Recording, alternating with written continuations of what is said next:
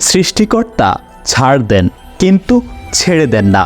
অহংকার পতনের মূল, সেটা আমরা বিশ্বাস করি কিন্তু নিজের মধ্যে ধারণ করি না। এই তো সেই দিনের কথা। একজন স্বৈরশাসক বলেছিল শেখ হাসিনা পালায় না। ঠিক তার 3 দিনের মাথায় তিনি পালাতে বাধ্য হয়েছিলেন। মনে করিয়ে দিতে চাই 1912 সালের টাইটানিকের কথা।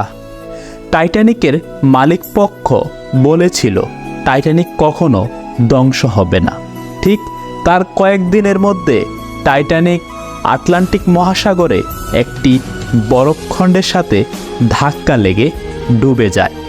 অতএব জীবনে যতই উপরে ওঠেন না কেন, মনে রাখবেন নিজের মধ্যে অহংকার ঢুকে গেলে আপনার পতন নিশ্চিত।